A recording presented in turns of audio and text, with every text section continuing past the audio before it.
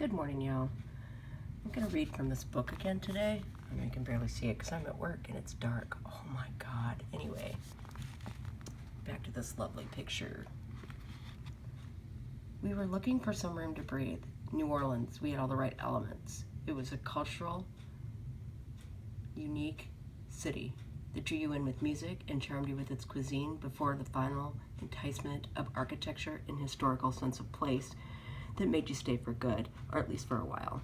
I started a new band called Sunbolt, which would have not been possible but for the fact that my girlfriend had a job and most importantly a credit card. The bulk of the recording expenses for the Sunbolt recording Trace were put on that credit card. Preparing for the Trace recording meant driving the 11 hours from New Orleans to St. Louis to rehearse, while other times driving a full 24 hours from New Orleans to Minneapolis for rehearsal. All this time spent driving was actually fortuitous from a songwriting perspective, as it gave plenty of time to reflect and create. The driving was not an impediment, but rather the opposite, in that it allowed creativity to flow without interruption. In the mid-1990s, there was only so much music one could carry in the format of CDs and cassettes, so radio was a viable way to pass the time. There was an AM station that broadcast all night out of New Orleans, WLS, the Road Gang, quote unquote, which propelled some of those drives and cemented the fiddle, the steel guitar aesthetic in my mind as the right approach for Trace.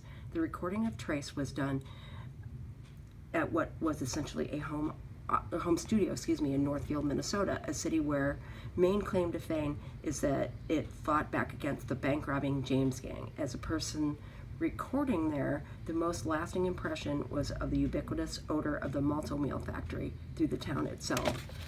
Pardon me, I'm turning the page, so that might take a minute as I'm going one-handed here. Okay. A studious yet bucolic, and I'm sorry, I don't know the meaning of that word. I'll have to look that up later because I'm a word person. Place that treated and served our recording purposes well. The studio proprietor, Steve McKinstry, had collected vintage microphones for years and had actually built the main recording console by hand. To make this recording happen, I had driven a 1990 Honda Civic hatchback from New Orleans to St. Louis. In St. Louis, I packed the Honda Civic with a drum kit, amplifiers, and attached a trailer behind full of more guitars and recording gear, and pulled it up to the Minneapolis, then back to St. Louis. I'm sorry, I'm stumbling over my words. I apologize.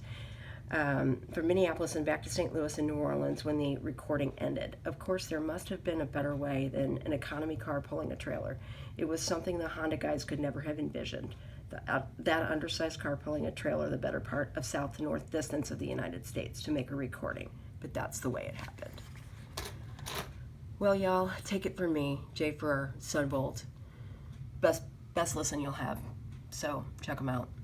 Love y'all. See you later.